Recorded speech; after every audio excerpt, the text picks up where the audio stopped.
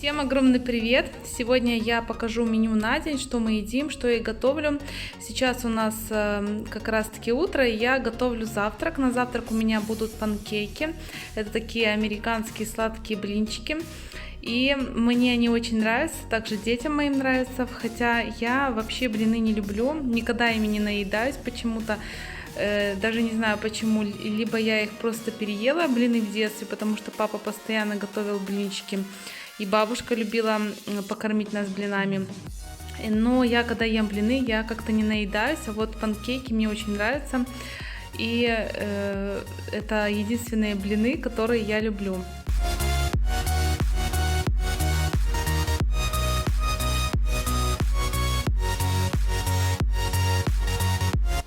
Тесто мое уже готово, вот такое вот оно получилось жидковатое. Я разогрела сковородку, и ничем ее не смазываю, и сейчас буду выпекать панкейки. Чаще я обычно детям пеку все-таки обычные блинчики, либо тонкие, либо на кефире. И все пропорции я оставлю в описании под видео. Переходите, кому интересно, смотрите.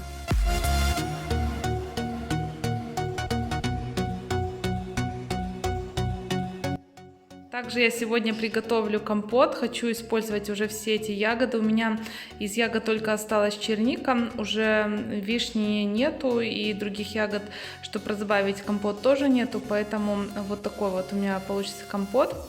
Я как раз уже разморозила свой морозильник и перенесла все оттуда уже на кухню, на 3 камеры, на 3 отделения, потому что на морозильнике уже было очень много льда и надо было его срочно размораживать. Сейчас я на обед буду готовить суп. Суп у меня будет с галушками. Разговаривала с своей подругой, она сказала, что детям ее очень нравится этот суп, и я для разнообразия тоже решила попробовать такой вот супчик. Мне такой в детстве не варили суп, я вот вспоминала свое детство, и почему-то я только могу вспомнить суп с колбасой. Чем дальше меня кормили, не знаю, потому что я всегда была вегетарианка, с детства не ела мясо, вообще не ела никакое мясо, в садике меня не могли накормить, я всегда сидела за столом с тарелкой до последнего, дети уже все спали, а я все, помню, за столом сидела, нянечка на меня кричала, а я вот именно сидела с этими котлетами, потому что я их вообще не ела ни в каком виде. И дома также, если мне говорили родители, что суп там с курицей, все, значит, я уже суп не ела. Как-то я вот так к мясу относилась не очень хорошо. Ну и сейчас тоже мясо я ем, но могу, в принципе, обходиться и без него.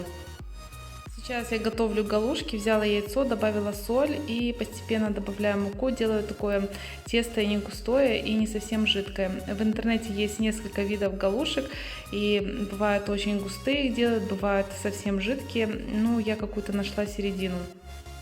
Немножко я добавлю куриной грудки в суп. У меня дети, и я не люблю, когда в супе есть мясо плавает, поэтому много добавлять не буду.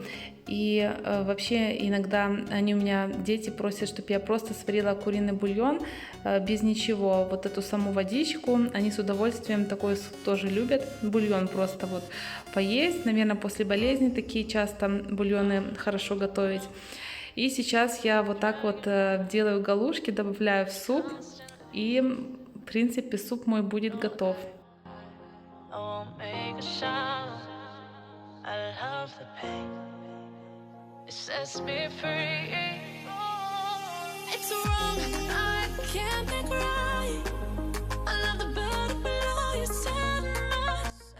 Дальше я отделяю куриное мясо от кости. Из оставшейся куриной грудки я хочу приготовить оладьи.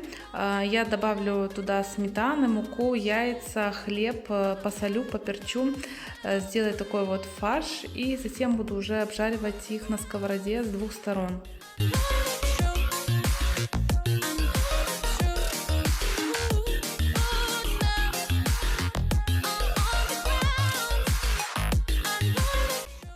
Котлетам я добавлю немножко овсяных хлопьев, я сейчас их залью кипятком, чтобы они немножко размякли.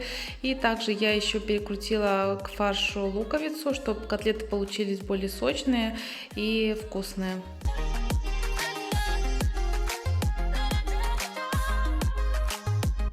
Я добавила сюда овсяные хлопья и вот так вот все перебиваю блендером, чтобы тесто стало более однородным. Дальше добавлю все оставшиеся ингредиенты, немножко сметаны, хлеб, и фарш мой будет готов.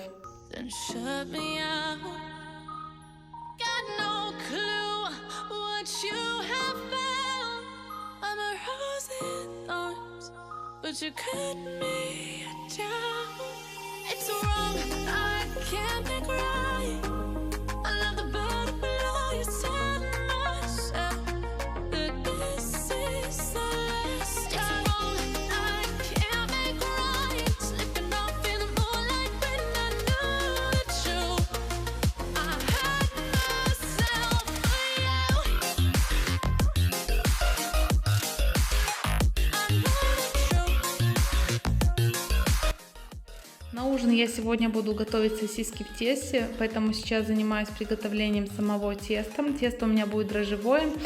Добавляю к теплой воде дрожжи, сахар, соль и постепенно ввожу в муку, замешиваю тесто. Оно должно будет увеличиться в 2 раза в объеме, постоять в теплом месте. И затем тесто мое будет готово, можно будет заворачивать в него сосиски.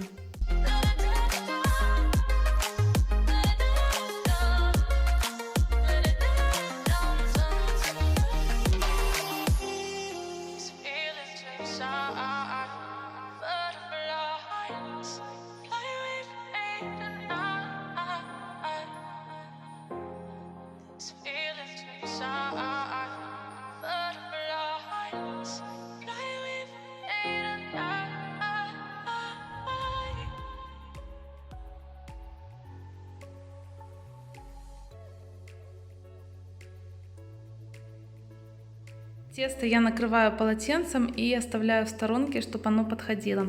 В этот раз сосиски муж купил очень какие-то длинные, поэтому я разрезала на 2 половинки. И пока подходит тесто, хочу заморозить томатную пасту. Где-то увидела в интернете такой способ замораживания вот этих контейнерах из-под льда. Очень удобно. Теперь всегда так делаю, замораживаю. Когда она заморозится, паста, я уже вынимаю из контейнеров и раскладываю по пакетикам, потом удобно брать. Раньше у меня всегда томатная паста вот пропадала из-за того, что я оставляла ее в холодильнике, теперь уже у меня ничего не пропадает.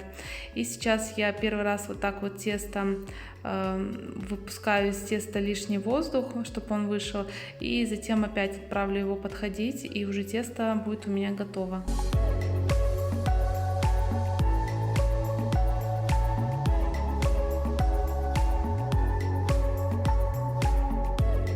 У меня вышло всего 16 сосисок в тесте, поэтому я разделила тесто на 16 частей, и из каждой части потом буду катать такой жгутик и обворачивать его вокруг сосиски.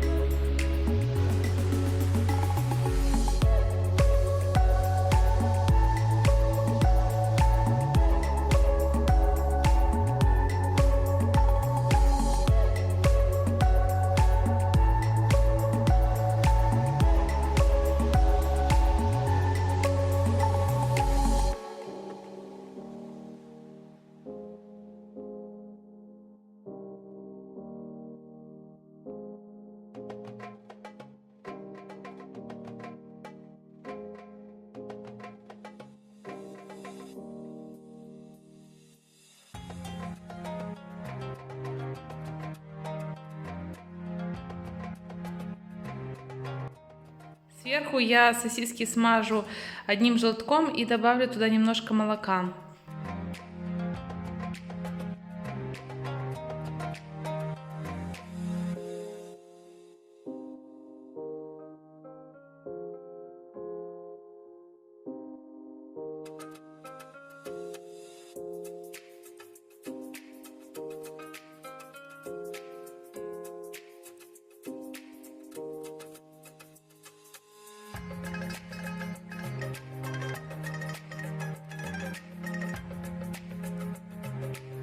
И отправляю сосиски готовиться в духовку. На этом видео мое подошло к концу.